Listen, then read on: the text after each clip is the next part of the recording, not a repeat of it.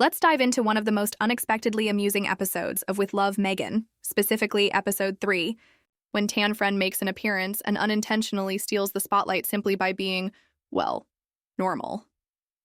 From the opening scene, you can sense just how awkward things are about to get. Meghan, in a rather puzzling move, hands Tan a stack of picture books, including her notorious The Bench. Now, let's be honest, this isn't really a children's book. It's more of a poetic tribute to Prince Harry disguised as a bedtime story. That kind of work might be fine to share with close friends or fans who already appreciate it, but gifting it to someone you've just met?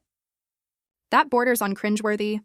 To his credit, Tan handles the situation with grace, but the atmosphere feels uncomfortable right from the start.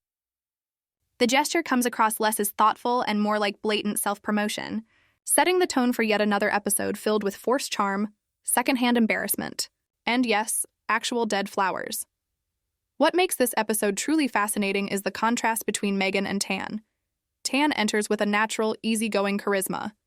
He's relaxed, authentic, and effortlessly likable. At one point, he casually whips the sweater off his shoulders and tosses it out of the kitchen as though it personally offended him. And honestly, who wouldn't? Who cooks while wearing a decorative sweater like it's part of the recipe? Meghan does. She drifts around the kitchen, sweater still in place, playing the role of domestic goddess, as though she copied a Pinterest board without really understanding the essence behind it. Then we get to the French toast moment. Tan makes his from scratch, noting that it's something he prepares daily for his young children. That detail instantly adds credibility. You can't fake that kind of routine. Meghan, on the other hand, barely engages with the food before destroying it by topping it with, you guessed it, dead flowers. Who decides that dried plants belong on warm, syrupy French toast? It's not just odd. It's almost insulting to the concept of breakfast. You can practically see Tan's spirit deflate as he watches her scatter petals over what could have been a perfectly delicious dish. And that sums up Meghan throughout the entire episode. She tries to curate an image of charm and creativity, but the harder she pushes, the more artificial it feels. Meanwhile, Tan's effortless authenticity only highlights the contrast. What really stands out in this episode is how overly staged everything feels on Meghan's side. The whole lifestyle aesthetic just doesn't translate in real, unscripted interaction.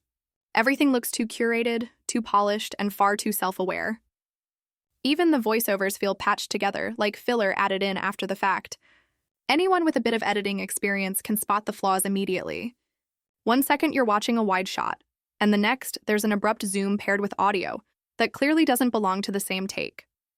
It's jarring, unrefined, and comes across as a desperate attempt to fix shaky footage in post-production, and not a successful one.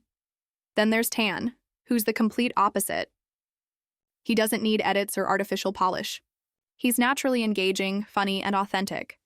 He doesn't feel like he's trying to sell an image or a brand.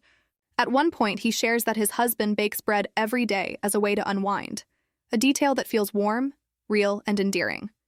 Meghan, trying to connect, blurts out that her equivalent is drinking wine.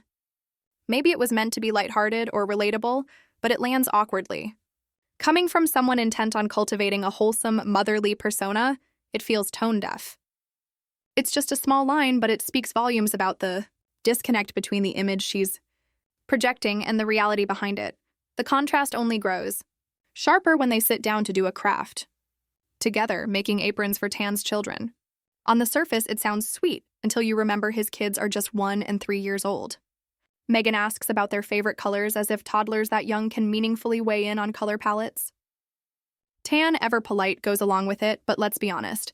At that age, children are still figuring out how to use a spoon, not debating whether they prefer teal over navy blue. It's another moment that makes you question whether Meghan was even paying attention when he mentioned their ages. And then comes the crafting itself. Instead of using simple child-friendly tools like paint stamps, Meghan insists on carving shapes into potatoes with cookie cutters. The result? Slimy potato slices pressed into fabric in an attempt to create neat little patterns. It's messy, impractical, and only works in the kind of dreamlike, Pinterest-inspired world where functionality doesn't matter. Real parents watching this would likely roll their eyes. At one point, Tan even tries using a fork to stamp with one of the potato pieces, highlighting just how absurd the whole setup is. The entire exercise screams trying too hard, a desperate attempt to look whimsical and creative, but ending up impractical and awkward instead. What becomes most obvious as the episode unfolds is just how disconnected Meghan seems from the activities she's hosting. Rather than genuinely engaging, she performs the part of a cheerful host, smiling, gesturing, and looking the part, without ever appearing to have fun herself.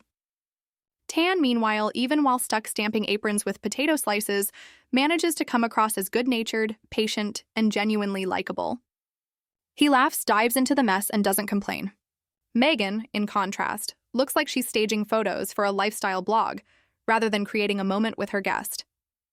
The filler doesn't stop there. For some reason, we're shown Meghan wrapping gifts, not once but twice. She wraps presents at the beginning of the episode and again at the end, with no twist, no sentimental backstory, and no payoff. It's not moving, it's not revealing, it's just wrapping paper and tape. On Instagram stories, maybe it would pass as cute holiday content.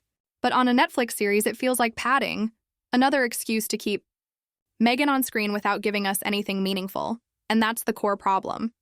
The show often seems designed simply to display Meghan existing in carefully arranged settings, making lattes, arranging fruit, wrapping packages. None of it builds a narrative. It's all surface level. Strip away the background music, the soft focus edits, and the curated lighting, and what's left doesn't hold much weight. The Guardian wasn't exaggerating when it called the series painfully contrived. It's like watching a simulation glitch. You know it's not working, but you can't help staring. Tan, bless him, tries to inject sincerity into every scene. He shares stories about his family, cooking habits, and even how bread making helps his husband manage stress. These small details feel warm and human. Meghan, attempting to match that energy, falls back on lines that sound rehearsed, like admitting, "I just need wine to get through the day." Instead of coming across as relatable, it feels tone-deaf and shallow, especially for someone cultivating a wholesome, nurturing image. The contrast couldn't be clearer. Tan radiates genuine comfort, while Meghan, despite her efforts, still looks like she's performing it. The result is a strange hollowness running through the episode. All the close-ups of pastel coffee mugs, fruit platters, lavender gray lattes, and twine-tied name tags can't mask the sense that what you're watching isn't a lifestyle. It's a brand photo shoot dressed up as authenticity. What ultimately derails the episode is how Meghan's obsession with aesthetics hijacks any chance of genuine substance. At one point, she presents a tray so immaculately styled, with grapes, toast, and artful drizzles, that it looks more like a display piece in a showroom than something meant to be eaten.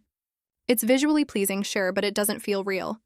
Tan, ever gracious, rolls with it, but you can sense the contrast. He's spontaneous, grounded, and warm, while Meghan clings tightly to control, determined to preserve the image she's projecting. Then there are the dead flowers, again. She sprinkles dried petals over food as though there's some kind of culinary flourish. It would be funny if it weren't so painfully earnest.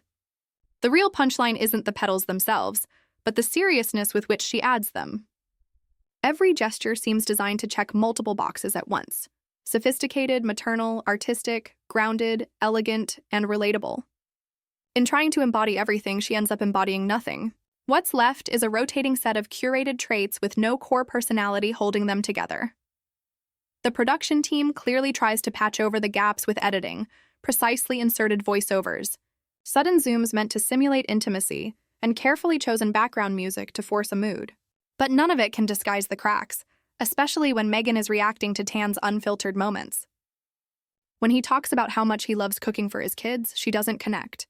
She pivots to something overly rehearsed or strangely out of touch. The bread-making moment is the clearest example. Tan mentions his husband baking bread daily, a sweet and relatable detail. Meghan's response, "Mine is a glass of wine." It's supposed to sound cheeky, but instead it lands awkwardly, tone-deaf and slightly uncomfortable. The wine mom trope doesn't fit here, especially when she spent the entire episode constructing an image of herself as a nurturing, mindful parent. That disconnect only grows harder to ignore. What makes Tan magnetic is that he doesn't need to perform sincerity. He simply lives it. He cooks, he laughs, he shares stories. There's no script, no forced relatability, just authenticity. That's why viewers naturally gravitate to him. Even Chrissy Teigen, who appears later in the series and is hardly known for subtlety, feels more genuine. She's flawed, yes, but her charisma comes across as earned, not manufactured. By comparison, Meghan often looks as though she's running lines in her head, even when the topic is as personal as her childhood. There's a point in the episode where Meghan shares a story about how, as a child, she once bought a real diaper bag for her dolls. It's clearly meant to signal that her maternal instincts have always been strong. But instead of coming across as sweet or genuine, it feels staged, just another carefully placed detail designed to reinforce the image she wants to project. By the time the episode winds down, the most memorable part isn't anything Meghan has done. It's Tan, his natural charm, his relaxed presence, and his complete lack of pretense. He doesn't need to steer the conversation or control how he's perceived. He simply shows up, and in doing so, he exposes just how constructed everything around him feels. The crafts, the latte art, the floral garnishes, all of it looks polished on screen but lacks real connection. What lingers is not Meghan's curated moments, but the contrast Tan provides. His authenticity highlights the artifice. And in the end, the most fascinating aspect of the episode isn't what Meghan performs for the camera, it's how Tan, without even trying, reveals the gap between appearance and reality.